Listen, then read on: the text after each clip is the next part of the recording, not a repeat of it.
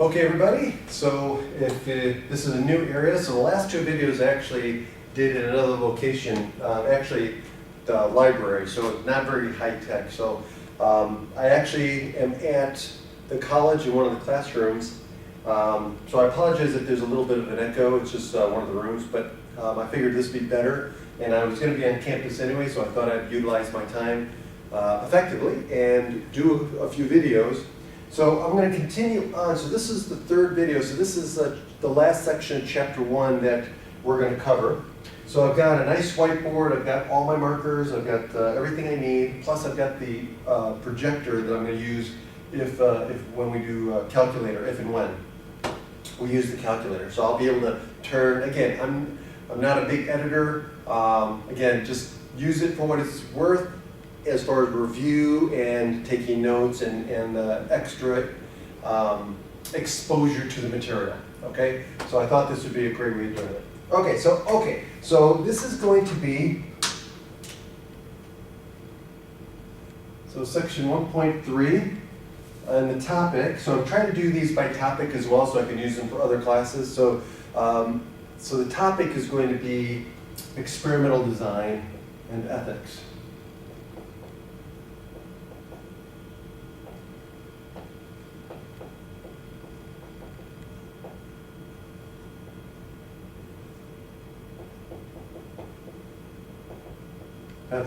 So last time we talked about experimental studies, we talked about variability, we talked about statistics, we talked about a little bit about sampling methods, a lot about sampling methods actually. And so now what we're going to do is we're going to go one step further and say, okay, well, what about experiments? Because that's where pretty much where we ended was talking about correlation a little bit and association. And we said, hey, if we want to talk about cause-effect, we have to do an experiment. So now it just makes sense that we're not going to talk about experimental design. And so what are the different parts of an experiment? How do we set up an experiment and things like that? Because everything falls down to doing some sort of experiment or some sort of study, okay? Observational study or something else, okay? Okay, so let's talk about this. Okay, so let's talk about, again, we're going to start with vocabulary, and then, again, I'm going to end this section with an example that you guys can review. So let's talk about the different parts of an experiment. The first thing, so this is all vocabulary. So again, I'm going to talk about it. I'm not going to write anything on the board. Stop the video anytime you want to take notes. Okay, so here we go. So the first thing is an explanatory variable.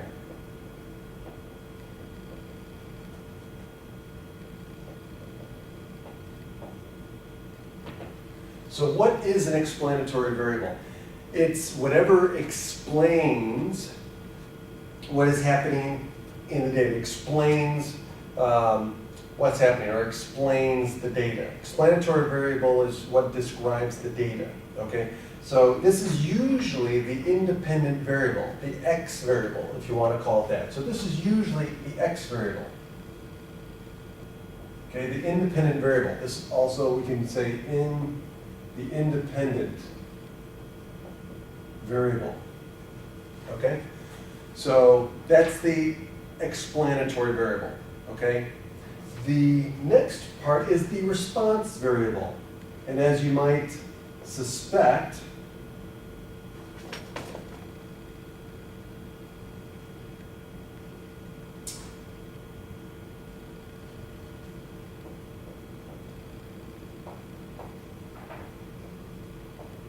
it's the y variable, okay? Or the dependent variable.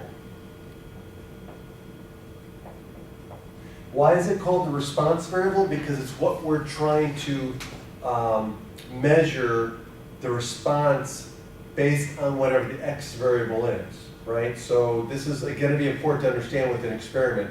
So it's the response variable is responding to whatever the x variable is. The dependent variable. It's dependent on whatever x is, right?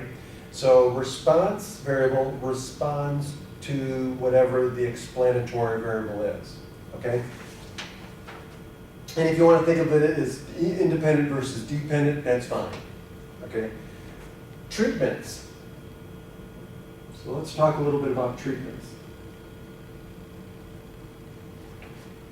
Treatments are going to be what we call the different values that we put on the x variable. Okay, so whatever value we're going to test things at. So let's say we want to test the different values of the x variable. We're going to control for whatever x is. So for whatever value x is, we're going to call that a treatment. So we could have 2 treatments, we could have 3 treatments.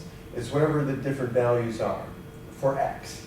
So again, this is again related to the explanatory variable. Okay, so those are the treatments. Okay, or we could have no treatment. Okay, which is also part of the treatments. That's the control group that we'll talk about. Experimental unit.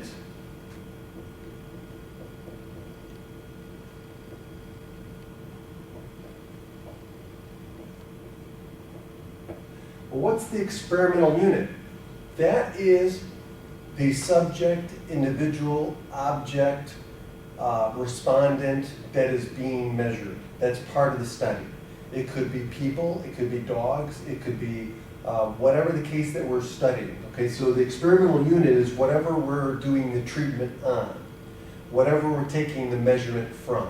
Okay, so it could be people, it could be an individual person, it could be an individual animal of some sort, rats, whatever.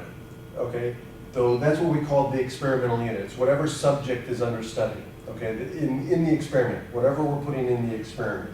Okay, so it could be a single object, subject, individual in the experiment being measured, to be measured. Next thing, let's talk about random assignment.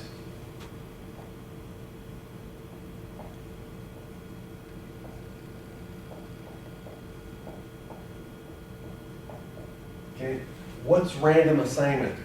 This is where we assign individuals, the experimental units. This is where we take the experimental units and we randomly assign them to one of the treatment groups. Okay, we do this for a reason. Okay, this is one of the key things that we want to do in order to determine whether there's a cause-effect relationship, is the random assignment. That's the key part of an experimental design, is the randomness, the random assignment of individuals, the experimental units, to different treatment groups. This is what we use to control for bias. Okay? So that's one of the key things we want to always make sure we have in an experimental design, is random assignment. Okay, and there's different ways of doing random assignment. We're not going to do that in this class. That's beyond the scope. The main thing that we're going to talk about is just simple random assignments. You know, just randomly assigning people to a group. Okay, which we call completely randomized design. Okay, which we'll talk about a little later. Okay, so the random assignment.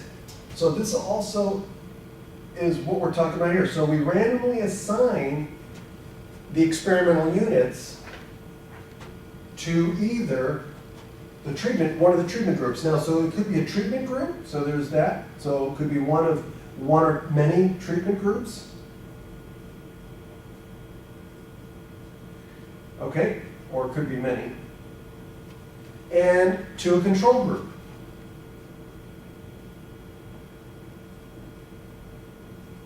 Okay, so we want to randomly assign the experimental units to either one of the groups, or many groups.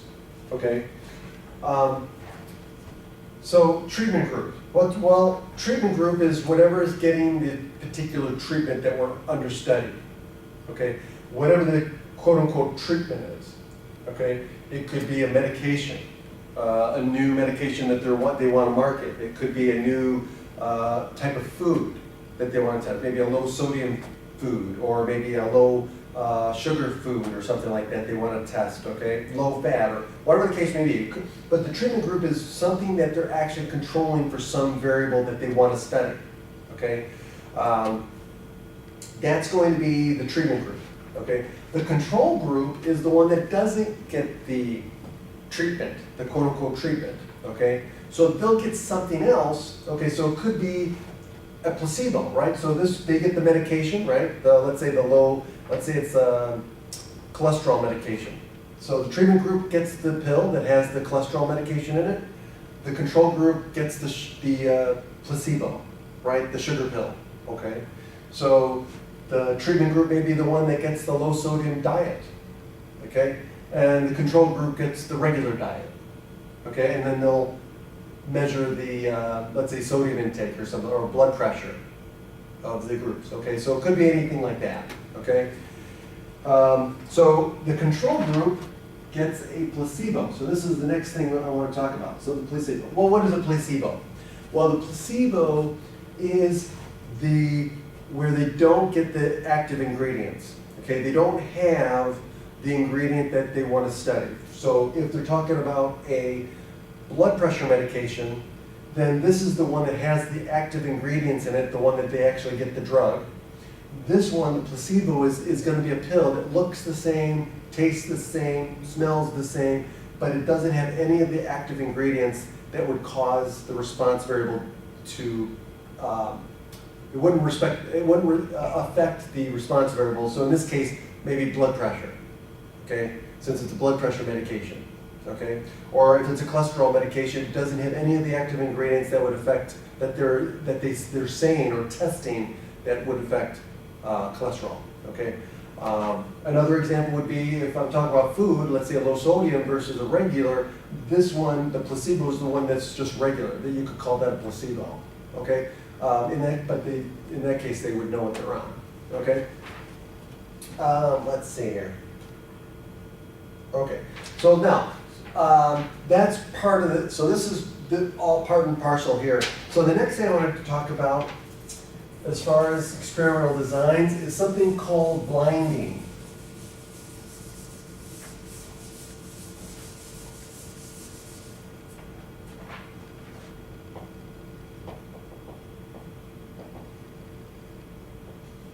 Blinding. Okay, so what does that mean?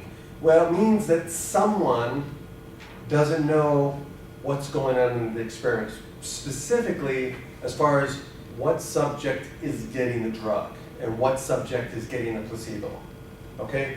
So there's two types of blinding, okay? There's single blinding.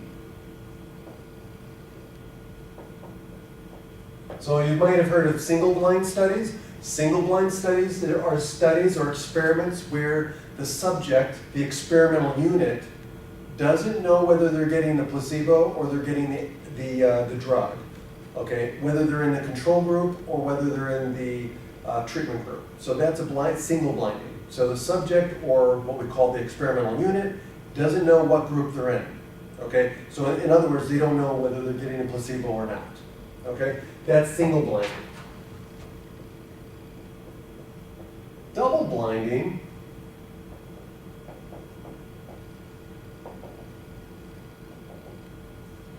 So you may have heard on commercials, they do this. This is the most common type of blinding that they'll do today, is where, and you've probably heard this in commercials, when, especially drug commercials, where it said this has been tested in a clinical double-blind study. Well, what do they mean by double-blind? Well, not only do the experimental units, the subjects, know what group they're in, but neither do the people administering the experiment know what they're giving to the subject. So it goes both ways, okay? So the subjects don't know what they're getting, and the people that are conducting the actual experiment don't know what they're giving, okay? So it goes both ways. So this is better because it eliminates all forms of bias that could contaminate or affect the reliableness of the results, okay? Or the validity of the results, okay? So that's the difference between single blinding and double blinding. Single blinding, the subjects don't know what they're getting, okay? They don't know if they're in the control group or if they're in the experimental treatment group. The double blinding means that neither do the subjects know, nor do the experimenters, the people putting the experiment on. Okay. In fact, in a double-blind study, usually nobody knows who's doing the study until after the study is complete and all the data is collected, and then the key, what they call the key, is opened, and then all of the numbers, because all the subjects are just assigned a subject number. And so they don't know by subject number who's getting what until the key is opened, and at the end of the study they open the key, and then they know who got what, and then they analyze the data. So, which is a fantastic way of doing it. It eliminates all possible tampering or undue influence in an experiment, okay? Because you could have subject bias, okay, or influence where just because what we call the placebo effect, and this is something I want to talk about now, is in the placebo effect is that sometimes there's a psychological effect where a person, if they think they're getting the drug, but they're getting the placebo, but the fact that they think they're getting the drug, they will actually have a psychosomatic response that makes them think they're getting better, or they will get better just the fact that they think they're on the drug. Okay, you see this in all kinds of cancer experiments and things like that, where people will be on a placebo, and because they're in the study, okay, they'll think they're getting better when in fact they're just on the placebo. Okay. So that's one thing. The other side, when it comes to double blind, is that sometimes the experimenter can affect the results just by knowing what they're giving to the patient, because they will expect certain results because they know that they're giving this patient the drug and they know that they're giving this patient the placebo. So what they'll do is they'll have undue influence on what they'll be recording possibly. I don't, those are some of the things. So to eliminate any sort of bias that could affect the validity and reliableness of the results, we'll do double-blind tests. Okay, so that's that. So here's an example. So let's do an example.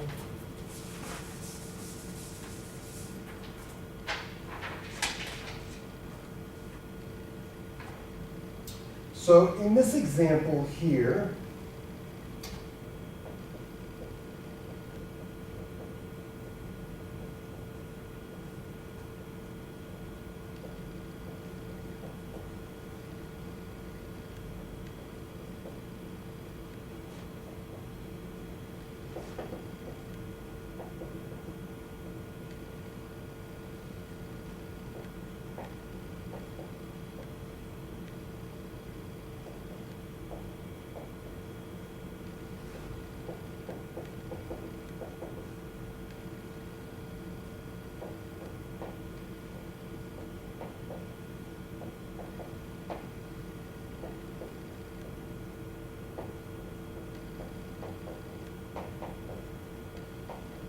okay, so researchers want to investigate whether taking aspirin reduces the risk of a heart attack. So that's what we're doing. So that's the setup. That's what they want to do, okay? So what do? Well, here's the experiment they set up, okay? So they randomly select 400 men. So they take 400 men, okay, so 400 men who volunteer to be part of the study, okay? So they take 400 men, and they randomly assign these men to either the control group or a treatment group, okay? And by the way, these men are aged 50 to 84, okay? So they're recruited, and so this is the age group, okay? And so they divide them evenly into two groups. So randomly. So they're randomly divided into two groups. Now it doesn't have to be evenly. I mean, in the example, it doesn't say whether they were divided evenly. So again, it doesn't have to be evenly. They could have had 150 in one group and 250 in the other group. So it doesn't really matter. All it says is they were randomly divided into two groups. Okay. So we don't know how many is in each group, and it really doesn't matter. Okay. So now one group will take the aspirin. We'll take aspirin. So one group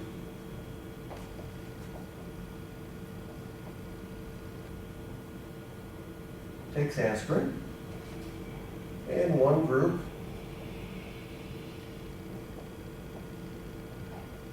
takes a placebo. Okay? So each man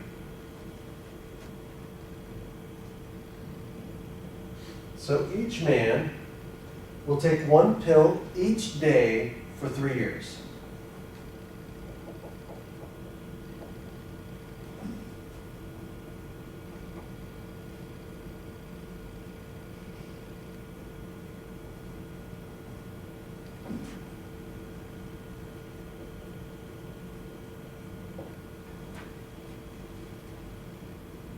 But they don't know what they're taking, whether they're taking a placebo or the drug, okay?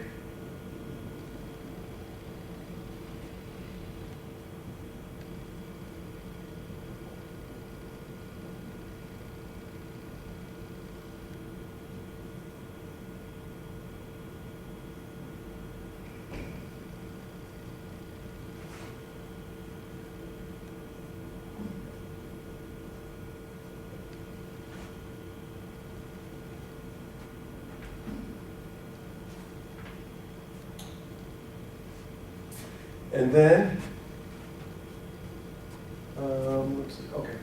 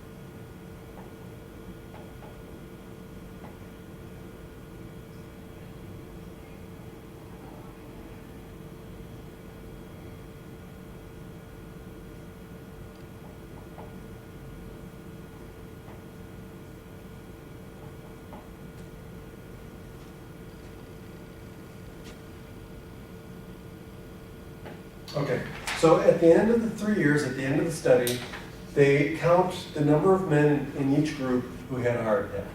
Okay, so that's the situation we have. So there's the example. Okay, so now we want to answer some questions here. Okay, so the first question is the population. So in this case here, what is the population under study? So this is sort of like the example that we did before in the earlier section when we have to decide what the population is. Same thing. So what is the population we want to study here? Okay. So in this case here, the population is, we want to know something about all men aged 50 to 84. Okay. So that's the population. Okay. Men 50 to 84. That's the population under study. All men who are aged 50 to 84 years of age. That's the population. Okay? So I'll let you write this down. And so let's go through this. I'm going to write down the answers.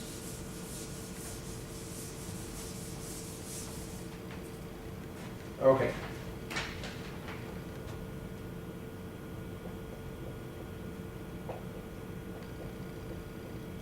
Okay, the population,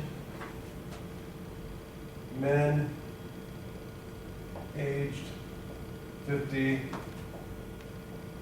to 84 years old.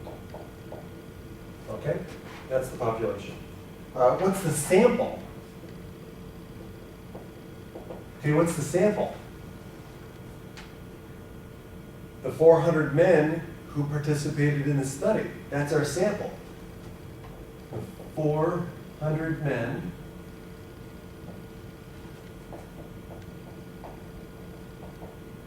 who participated in the experiment.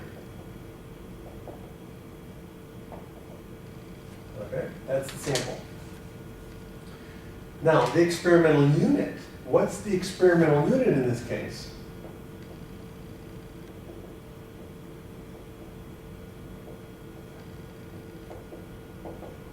Well, the experimental unit is the individual men, each individual man, right? So, oops.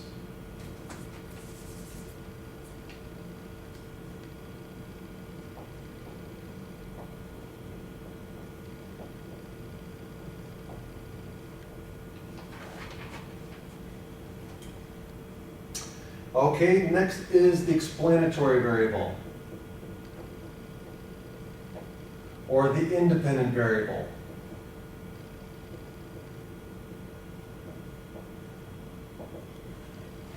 So what's the explanatory variable?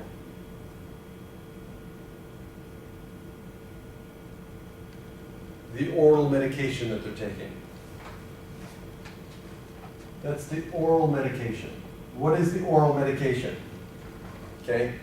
The reason why I say oral medication is because I don't want to say the aspirin, because that's not necessarily, that is one of the oral medication, right? They could be getting the medication, the aspirin, or they could be getting a placebo. So whatever, that's, both of them are an oral medication. So the explanatory variable is the oral medication that they're receiving, okay? But that could be either one, the aspirin or the placebo, okay? So it's oral medication in general, okay? That's the explanatory variable. What's the response variable?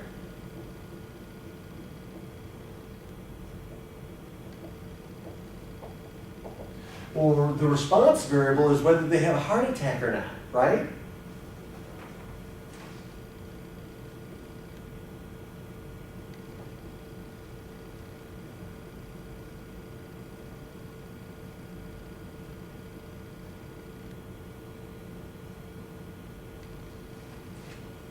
Okay? And treatments. Okay, so treatments. I don't want to write too far over. Let's do treatments.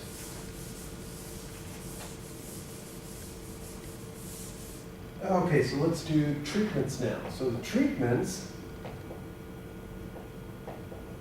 Okay, the treatments, here we go. So the treatments is now the groups that they're in, right? So the treatments is they're either going to get an aspirin or the placebo. Okay, so that's going to be the treatments. So they're going to either get an aspirin. So this is the treatment group, right? Or the placebo. And that's going to be the control group. Okay, so these are the treatments. They're going to get aspirin or the placebo.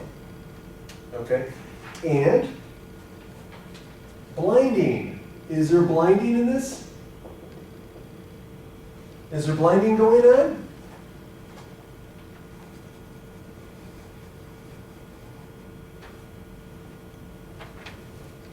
Yes. It says in the experiment, the men don't know what they're given, okay? Or they don't know what they're taking, same thing. So now we don't know if it's double blind, but we definitely know that at least it's single blind. So there's definitely single blind going on here, based on the information that we're given, okay? And the design of the experiment, okay, the experimental design, based on what they're giving us, the experimental design, based on the example, is what we would call a completely randomized design with blinding. Okay? Completely randomized because why? They were told that the men are divided randomly into two groups. So that's completely randomized.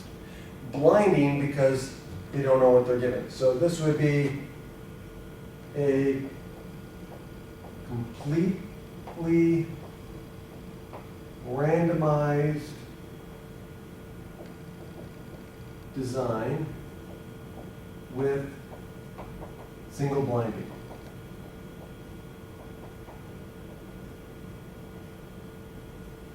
Okay? And that's it. Okay, I hope you learned something, and I hope this helps with your studying. And this ends chapter 1. So this is all of chapter 1. And next time, I'm going to start chapter 2, which is going to get into more of the descriptive statistics and graphing and things like that. So we're going to dive a little bit deeper into what we're doing here. And see you the next time.